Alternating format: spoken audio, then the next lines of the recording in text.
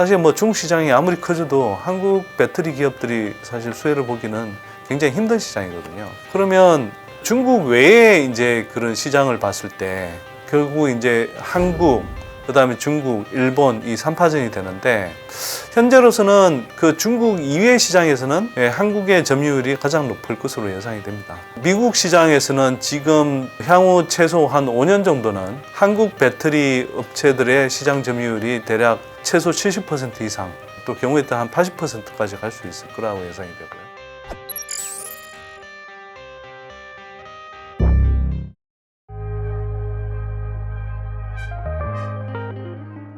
그 시장에서 이제 보급하는 속도를 초기에 이제 좀 높여주기 위해서, 예를 들면 미국 정부든 뭐 각국 정부가 여러 가지 세제 혜택을 주고 있잖아요. 한국도 당연히 뭐 전기차를 사면 세제 혜택을 주고 있죠. 근데 물론 이제 그 시간이 가면 갈수록 이제 그 비율을 줄여갑니다. 근데 어쨌거나 지금 한국 배터리 산업의 가장 중요한 시장이라고 할 수 있는 북미 시장의 경우에 미국 정부가 적극적으로 세제 혜택을 지금 주기로 했고, 그것은 생산세액 공제뿐만 아니라 소비자들이 그 전기차를 구매할 때의 보조금 혜택도 상당히 크게 초기에 주는 것으로 설계가 되어 있는 거거든요. 그래서 거기에 따라서 이제 지금 북미 시장에서 전기차 이제 침투율이 지난해 기준 5.8%에서 지금 미국 당국이 지금 좀 목표로 하고 있는 것은 2030년까지 한 58%, 그 다음에 2032년까지는 대략 67%까지 끌어올리는 것으로 그렇게 목표를 하고 있거든요. 그래서 그게 뭐 얼마나 빨리 현실이 될지는 모르겠으나 그만큼 미국 정부가 빨리 끌어올릴 수 있도록 여러 가지 이제 정책적인 수단을 강구하고 있다는 것, 이걸 좀 염두에 두셔야 되고요. 그리고 그렇게 해서 지금 어느 정도 규모의 경제가 이제 성립이 되면, 예를 들어서 배터리 생산 원가도 조금 더 이제 줄어들 것이고, 또 당연히 배터리 원가뿐만 아니라 거기에 들어가는 각종 소재의 원가들도 조금씩 다 줄어드는, 낮아지는 그런 상황이 갈 수 있겠죠. 예를 들면 뭐 폐배터리 리사이클링이 지금은 본격적으로 진행되고 있지 않지만 2025년 이후 정도 넘어가면 폐배터리 리사이클링 산업이 어느 정도 이제 규모로 이제 본격화되기 시작할 텐데, 그렇게 되면 이제 뭐 강산이나 염호에서 이렇게 채굴 해서 공급하는 것에 비해서는 훨씬 더 싸게 리사이클링을 통해서 광물을 조달할 수 있기 때문에 전반적으로는 그런 것들이 이제 전기차 보급 속도를 높일 수 있도록 생산 단가를 좀 낮추는 뭐 요인으로 작용할 수 있겠죠. 그래서 지금은 기본적으로는 정부가 여러 가지 정책적인 수단들을 통해서 초기 시장을 많이 자극하고 있지만, 가면 갈수록 그 전기차 보급 속도가 가팔라질 가능성이 높다. 그리고 지금도 단순히 살 때뿐만 아니라 그걸 운영하는 과정까지 포함한 토탈 코스트를 비교를 해보면 전기차가 내연기관차보다 더 싼 경우들이 많아요.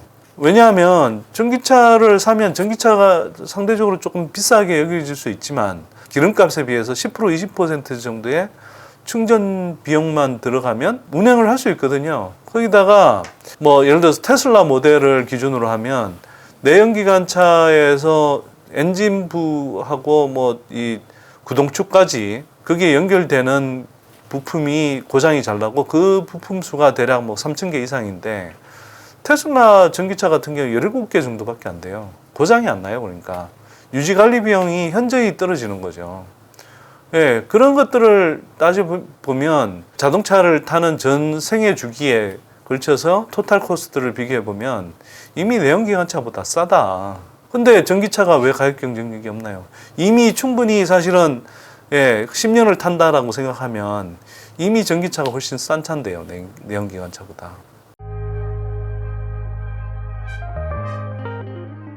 그 폐배터리 리사이클링 업체들을 좀 탐방해보면 그 나름 기술적인 어떤 진입 장벽도 있고 금방 되지 않는다라고 하는데, 그렇다고 해서 관련 업체들이 뭐 아주 넘보지 못하거나 새롭게 진입하지 못할 정도로 그렇게 엄청난 기술적인 장벽이 있는 것 같지는 않습니다. 그래서 기존에 지금 폐배터리 리사이클링 업체라고 하는 업체들 뿐만 아니라 에코프로 그룹 같은 데서도 하고, 사실은 뭐 직접 뭐 규모의 경제가 그렇게 아직 크지 않아서 직접 손대지 않지만 뭐 LG라든지 SK온이라든지 이런 업체들도 다 그런 사업들에 관심을 갖고 있어요. 그래서 아마 그런 사업들을 다 향후에 다 배터리 셀 업체라든지 이런 양극재 업체들이라든지 관계사든 아니면 자체적으로든 같이 진행할 가능성이 높습니다. 그러니까 지금의 폐배터리 리사이클링 업체뿐만 아니라 다양한 관련 기업들이 그 시장 안으로 들어올 수 있다. 뭐 이렇게 생각하시는 필요가 있죠. 세계적으로 보면 이제 한 10 정도 왔겠죠. 중국이 앞서가서 한 30%까지 올라온 거고요. 침투율이. 향후에 이제 가장 빠르게 성장하면서 가장 커질 시장이 이제 미국 시장인데 미국 시장이 대략 지금 지난해 기준으로 5.8%니까 앞으로 뭐 100%까지 가는 데는 한참 남았죠. 물론 이제 미래차가 다 전기차로 100%가 바뀔 거냐. 그 중에 일부는 뭐 수소차라든지 다른 차량들이 들어갈 수도 있지만 현재로 보면 거의 98%, 99% 전기차로 가지 않을까 싶고요. 침투율이 100%까지 도달하는 과정에서 보자면 지금 세계적으로 겨우 한 평균 한 10% 수준이다. 이렇게 보면 10% 진행된 겁니다.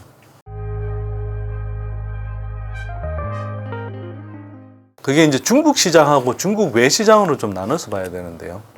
그러니까 중국 시장은 어차피 지금도 중국 업체들 중심으로 굴러가고 있고 다른 해외 업체들, 예를 들어서 한국이라든지 일본 업체들이 진입하는 것을 굉장히 이제 차단하고 있는 시장이죠. 그래서 국내 배터리 업체들이 별로 뭐 재미를 못 보고 있는 시장이고, 그래서 사실은 그 뭐 예를 들어서 LG 엔솔이 중국에서 테슬라 향으로 공급하는 뭐 그런 배터리 사업들을 제외하고는 사실 뭐 중국 시장이 아무리 커져도 한국 배터리 기업들이 사실 수혜를 보기는 굉장히 힘든 시장이거든요.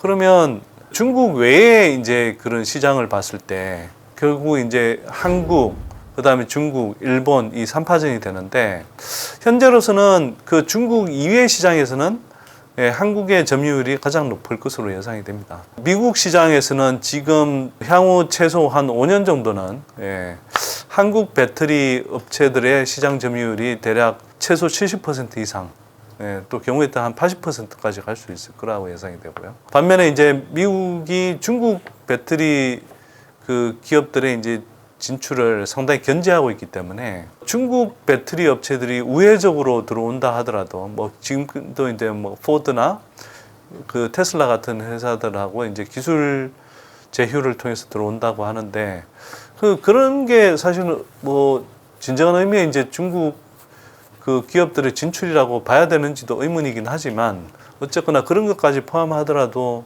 5% 10%를 넘지 않을 것 같고, 오히려 북미 시장에서는 한국이 대부분을 석권하고 일본의 파나소닉을 비롯해서 일본 업체가 그 다음 많은 비중을 차지하고 중국은 제가 볼 때 뭐 5% 아주 많이 봐줘도 10%를 넘지 않을 거라고 생각을 하고요.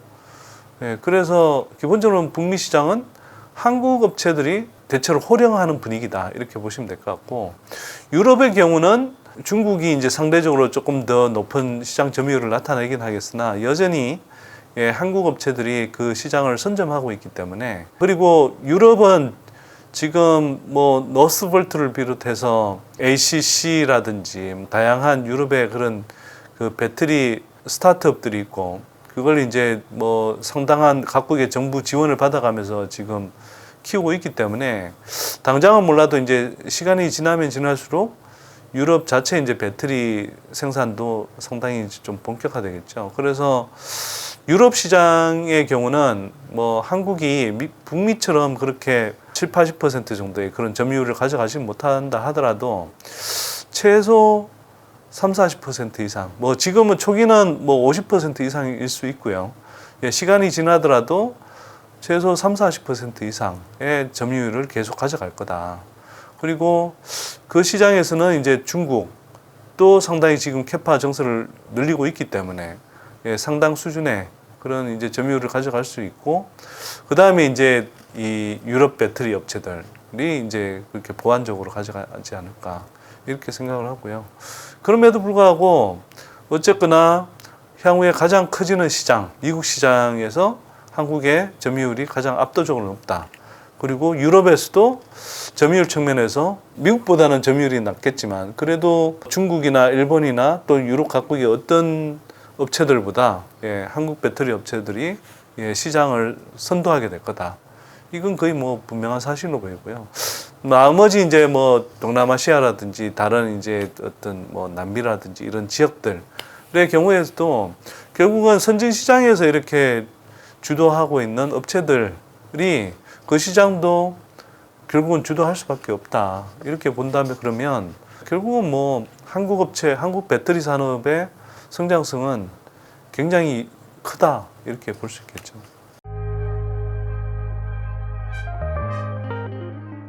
지금까지는 테슬라가 어떤 전기차 산업의 일종의 바로미터 역할을 해온 측면이 있기 때문에 테슬라 전기차가 많이 팔리면 전기차 시장이 빨리 못 성장하는 거다. 또는 테슬라 전기차가 많이 팔리면 전기차 시장이 많이 성장하는 거다. 또는 테슬라 전기차가 안 팔리면 전기차 시장이 빨리 안 커지는 거다. 이런 식으로 이제 판단해서 전기차라든지 2차 전지 관련 뭐 밸류체인 기업들의 이제 주가가 움직이는 흐름이 뭐 얼마 전까지 나타났죠.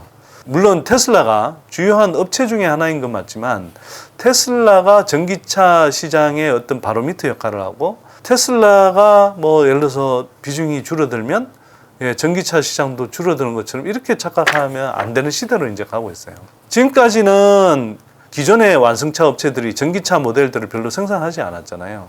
근데 예를 들어서 북미 시장을 예를 들면 미국 시장을 예를 들면 GM, 포드, 스텔란티스 이런 이제 미국 내 3대 업체들이 굉장히 다양한 종류의 그런 전기차 모델들을 지금 생산하고 있거든요. 결국은 기존에 이제 어떤 내연기관차에서 전기차로 바뀐 흐름에서 기존의 내연기관차로 그런 픽업 트럭을 탔던 사람들이 당연히 전기차 버전의 그런 차를 타겠죠.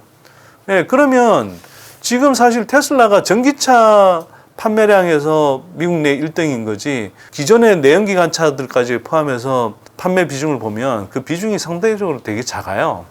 그래서 물론 테슬라도 앞으로 계속 이제 그 어떤 판매량이 늘어나긴 하겠지만 기존의 완성차 업체들도 전기차로 전환하는 흐름 속에서는 테슬라의 상대적인 어떤 시장 점유율은 계속 쪼그라들 수밖에 없다.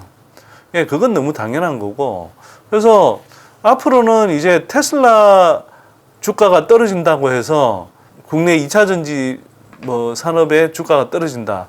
이거는 꼭 등식이익으로 성립될 이유가 없어요. 근데 아직도 자꾸 국내 증권사들 중에 테슬라 4대주의 같은 여전히 되게 막 전 세계를 호령하는 것처럼 그렇게 인식을 하고 있는 그런 증권사 애널리스트들이 있는데 제가 볼 땐 착각이고요. 이제라도 그런 시각을 좀 수정해야 될 텐데 아직은 그런 수정을 안 하는 것 같습니다.